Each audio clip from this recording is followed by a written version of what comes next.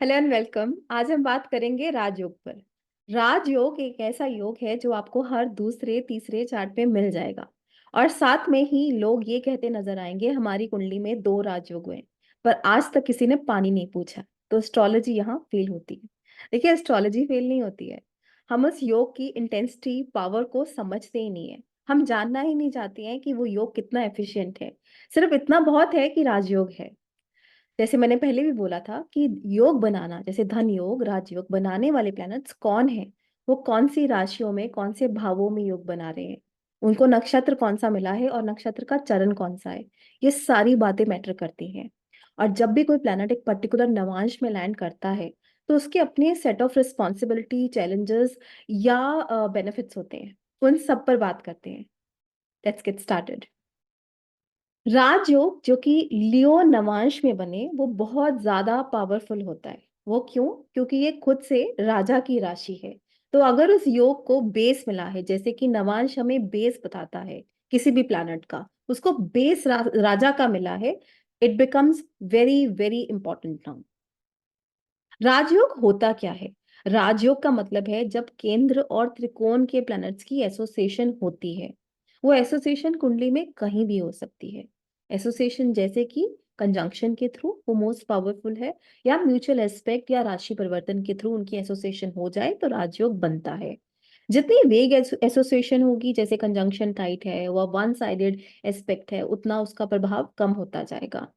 अब अगर ये योग सूर्य, मंगल या बृहस्पति बनाते हैं और 1, 5, 9, 10 हाउसेस में बनाते हैं, इट बिकम्स वेरी इफेक्टिव। ये भी इंपॉर्टेंट है जब दो प्लैनेट्स योग बनाते हैं तो उनमें फ्रेंडशिप है या एनिमिटी है। क्योंकि कभी कभी ऐसा हो सकता है कि चार्ट देख के लगे ये राजयोग ना ही बनता तो ज्यादा अच्छा था। अब अगर ये एसोसिएशन इन नक्षत्रों में और इन चरण में होती है तो वो और ज्यादा गेनफुल होगी। वो क्यों? और हमने ये कौन से नक्षत्र लिए? हमने बेसिकली वीनस के नक्षत्र, मंगल के नक्षत्र और हमने शनि के नक्षत्र लिए। तो उनकी जो फर्स्ट चरण है, जो फर्स्ट इटसेल्फ मींस फायर, जहां हम रिकॉग्नाइजेशन की, what am I getting, what am I position, मेरे पास कितनी पावर एंड अथॉरिटी, उन सब की बात कर रहे हैं। और वो लैंड कहाँ कर रहे हैं? ये सभी जो नक्षत्र और उनके चरण है वो लियो में लैंड कर रहे हैं। ठीक है। अब अम, जब हम अग्नि की बात कर रहे हैं तो हम सिर्फ लियो पर आके क्यों रुक रहे हैं? हमने सेजिटेरियस को और एरीज को क्यों नहीं लिए जब हमने फर्स्ट पता लिए? देखिए, एरीज और सेजिटेरियस भी इंपॉर्टेंट है। वहां पर भी अगर कोई प्लैनेट लैंड कर रहा है D9 में और राजयोग बना के लैंड कर रहा है या किसी अच्छे योग में बैठा है, तो इट्स वेरी मच इंपॉर्टेंट। आप उसको देखिए, आप उसको क्रेडिट दीजिए कि एक अच्छा योग बना है। बट लियो बाय इटसेल्फ, क्योंकि एक राजा की राशि है, जहां बात पॉजिटिव बनने लग जाती है अच्छे योगों में आते हुए, जहां पे सक्सेस मिलती है, अथॉरिटी मिलती है, प्रोस्पेरिटी मिलती है ओवरऑल, क्योंकि उसका बेस राजा का है, जैसे मैं बार बार बोल रही हूँ।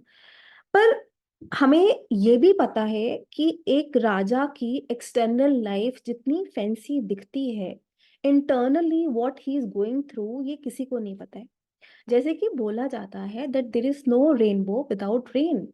एक राजा को अपने आप को प्रूव करना पड़ता है कि मैं वर्थ इट हूँ इस कुर्सी पर बैठने के लिए। और उस कुर्सी का बोझा बहुत ज्यादा होता है उसका। वो हमें देखने में एक कंफर्ट जोन लग रहा है कि इनका क्या है, but to sit there, to prove yourself, आप बहुत सारे सेक्रीफाइसेस से निकलते हो, जहां पे आपको अपनी पर्सनल लाइफ सेक्रीफाइस करनी पड़ती है, अपनी हेल्थ को इग्नोर करना पड़ता है, जस्टिस देना पड़ता है। एक छोटा सा डिसीजन भी गलत चल जाए तो सारी ब्लेम गेम आपके ऊपर आती है।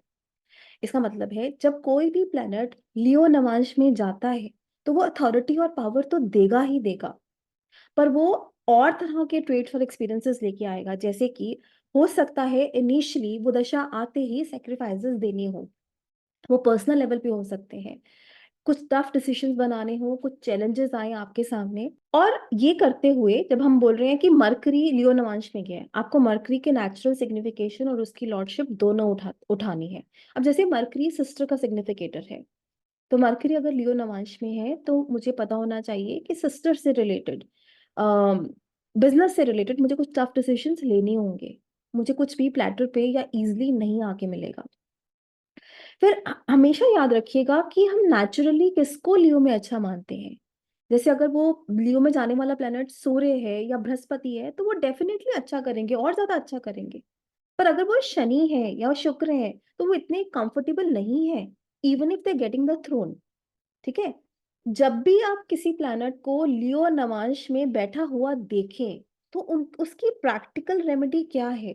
कि हो सकता है आप इनिशियली स्ट्रगल करें, so just go with the flow. अगर टफ डिसीजंस लेने हैं आप लीजिए, अपनी बाउंड्रीज क्रिएट कीजिए जैसे कि एक राजा करता है, सबको अपने इनर सर्कल में नहीं लेके आइए, कुछ रूल्स एंड रेगुलेशन डिसिप्लिन लेके आइए लाइफ में और थोड़ी रिस्पॉन्सिबिलिटी लीजिए। ये बहुत अच्छी प्रैक्टिकल रेमेडीज हैं फॉर लियो नवांश। और फ्लॉज क्या होते हैं लियो नवांश में जाने के? जैसे कि ईगो और ओवर कॉन्फिडेंस आ जाना। अगर किसी का जुपिटर लियो नवांश में जाता है तो वो अपनी इंटेलिजेंस को लेके ओवर कॉन्फिडेंस हो सकते हैं, उसको बूस्ट कर सकते हैं। वीनस का आना मतलब कि अपनी ब्यूटीफुल वाइफ या अपनी लग्जूरियस हाउस या गाड़ी को लेकर आप फ्लॉन्ट कर सकते हैं। तो बैलेंस्ड रहना, दूसरों को एक्सप्लॉइट नहीं करना, कंसिस्टेंटली अपना काम करना, that maintaining that consistent fire of Leo, you need to watch out on that. और मैंने पहले भी बोला था कि सूर्य मंगल बृहस्पति केतु जैसे प्लैनेट ज्यादा अच्छा करेंगे। वीनस मून क्योंकि जलीय ग्रह हैं, वो अग्नि तत्व राशि में जा रहे हैं, वो इतना अच्छा परफॉर्म या इतना कंफर्टेबल फील नहीं करेंगे। और शनि की वो शत्रु राशि है। और हमें ये भी नहीं भूलना है ये क्रूर नवांश है। हालांकि सूर्य बाकी मेलेफिक प्लैनेट्स की तरह तो नहीं है, definitely when it comes to giving punishment Surya पीछे नहीं हटते हैं। अब कुछ एग्जाम्पल चार्ट्स के थ्रू इसको समझते हैं। इस केस में जो मरकरी है वो धनिष्ठा नक्षत्र के पहले चरण में है, तो वो कहाँ जाएंगे? वो लियो नवांश में जाएंगे। क्या मरकरी किसी राजयोग में इन्वॉल्व है? जी हाँ, मरकरी नाइन्थ लॉर्ड है और वो फोर्थ लॉर्ड सैटर्न और उनके फ्रेंड के साथ फोर्थ हाउस में प्लेस्ड है। इसका मतलब है कि शनि और बुध, जो कि इस कुंडली के लिए कारक प्लैनेट्स हैं, उन दोनों को अच्छा भाव मिला है, अच्छी राशि मिली है, क्योंकि ये शनि की अपनी राशि है और बुध के लिए मित्र राशि है। पर साथ में मरकरी ने केतु के साथ टाइट कंजंक्शन कर ली है। अब क्या इन्हें राजयोग का फल नहीं मिलेगा? नहीं, ऐसा नहीं हुआ। इनका मरकरी का टाइम पीरियड खत्म होने वाला है और केतु का स्टार्ट होने वाला है। मरकरी के टाइम में, पूरी मरकरी के पीरियड में इनका स्टेटस अपलिफ्ट हुआ, हस्बैंड का काम बहुत अच्छा चला, फाइनेंशियली कोई डिफिकल्टी नहीं है, बिल्कुल राजयोग जैसा ही है। पर केतु ने क्या इम्पेक्ट दिया? केतु ने इनके घर में स्प्लिट करवाया। इनके दो बेटे हैं जिसमें से एक अब्रॉड है और एक जो साथ में रहता था अब साथ में नहीं रहता है। ये नहीं चाहती थी कि वो उनको छोड़ के जाए पर वो छोड़ के गया। तो that split thing Ketu has done in the fourth house in spite of having Raj yoga. तो हमें समझना ये है कि योगा में कौन सा और प्लेनेट इन्वॉल्व हो रहा है, वो अपने सिग्निफिकेशन के अकॉर्डिंग आपको तंग करेगा। अब मरकरी क्योंकि नाइन्थ लॉर्ड है, वो राजयोग में है, फोर्थ हाउस में बन रहा है, इनको अपने फादर से इनहेरिटेंस का प्रॉपर्टी मिल रही थी। पर इन्होंने मना कर दिया। इन्होंने अपने फादर को बोला कि मुझे प्रॉपर्टी में से कुछ नहीं चाहिए, आप मेरे भाई बहन को जो देना चाहते हैं आप दे दीजिए, मेरे हस्बैंड बहुत अच्छा कर रहे हैं and I am very happy and very content, जो बहुत कम लोग करते हैं। तो केतु की एनर्जी इन्होंने खुद से यूटिलाइज की by saying no to the property what she was getting through the ninth house. जब हम राजयोग के थ्रू स्टेटस एंड पावर की बात कर रहे हैं तो हमें ये भी देखना है जो लियो राशि है वो D1 में 11th हाउस में आ रही है। हालांकि मरकरी खुद से अष्टम में जा रहे हैं, पर फिर भी उन्हें इनहेरिटेंस के through, maybe in laws के थ्रू उनको मिला, पर उनको गेन हुआ। जब हम गेन की बात बड़ी आसानी से अब कर सकते हैं, बट मरकरी ने इनको अपनी सेट ऑफ प्रॉब्लम्स दी, क्योंकि वो कर्म की राशि में थे, अपने से अष्टम थे। तो वो transformation of depression, living your own people, not able to have your own say in the house, वो सब भी इन्होंने एक्सपीरियंस किया। इस केस में देखिए कि सूर्य लियो नवांश में लैंड करेंगे, पर क्या सूर्य राजयोग में इन्वॉल्व है? नहीं। सूर्य 10th लॉर्ड है और वो लगन लॉर्ड जो कि 6th लॉर्ड भी है उनके साथ केंद्र में बैठे हैं। ऐसी राशि में है जहाँ सूर्य बहुत ज्यादा कंफर्टेबल नहीं है, और इनका बर्थ शाम का होगा जब सूर्य अस्त होने लग जाते हैं। पर फिर भी वो अपने मित्र मंगल के साथ हैं, जो ज्यादा ज्यादा लग्नेश बनते हैं इस केस में। लग्नेश और 10th लॉर्ड की एसोसिएशन हमेशा अच्छी मानी जाती है काम को लेके, वो भी आर्था त्रिकोण राशि में। हमने अच्छा भी देखा, बुरा भी देखा। अब जो लियो राशि है वो कुंडली के 10th हाउस में पड़ती है, वो सूर्य की खुद की राशि है, तो सन बहुत स्ट्रांग हो रहे हैं D9 में जाकर। तो सन का जब भी सब पीरियड या इवन पर्यंतर दशा भी आई है, इनको अपने काम में ग्रोथ मिली है, प्रमोशन मिली है, रिकॉग्नाइजेशन मिली है। हाँ, उधर अपना पॉलिटिक्स चलता था या इनको क्या प्रॉब्लम आती थी, we all go through that because of being in the Leo navamsha and proving your worth. But yes, sun का पीरियड इनके लिए वर्क से रिलेटेड बहुत ज्यादा फ्रूटफुल रहा है। ये लेडी ट्रैवल एंड टूरिज्म की कंपनी में काम करती है जहां इनको कांस्टेंट ग्रोथ मिल रही है। ये चार्ट बहुत इंटरेस्टिंग है, इसमें दो प्लैनेट्स लियो नवांश में जाते हैं, एक है मरकरी, एक है जुपिटर।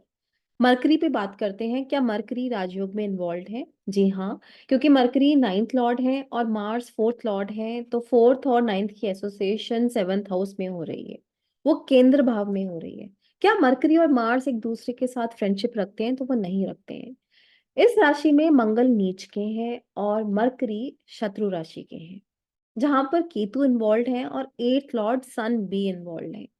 पहले तो इनमें फ्रेंडशिप नहीं होना, फिर उनको राशि अच्छी नहीं मिलना, फिर दो मेलेफिक या क्रूअल प्लैनेट्स का वहां पर इन्वॉल्वमेंट होना, उसमें से सूर्य का अष्टमेश होना, जो लियो नवांश है मेरी कुंडली के अष्टम भाव में पड़ना। अब मैं इस राजयोग से क्या उम्मीद कर सकती हूँ? अब पानी का ग्लास कोई नहीं देगा। देखिए ऐसा है कि जब इनका मरकरी का टाइम पीरियड आया, क्योंकि मरकरी सिक्स लॉर्ड है, वो फोर्थ लॉर्ड के साथ सप्तम भाव में बैठा है जहाँ की एट्थ लॉर्ड भी इन्वॉल्व है और इलेवेंथ लॉर्ड भी है। इनका एक बहुत ब्रूटल एक्सीडेंट हुआ मरकरी के टाइम पीरियड में जहां पर इनको अपनी लेग्स गंवानी पड़ी। एम्पुटेशन एक बहुत बड़ा इवेंट है लाइफ का, बहुत दर्दनाक इवेंट है किसी की भी लाइफ का, जहां हम राजयोग के इन्वॉल्वमेंट की बात कर रहे हैं।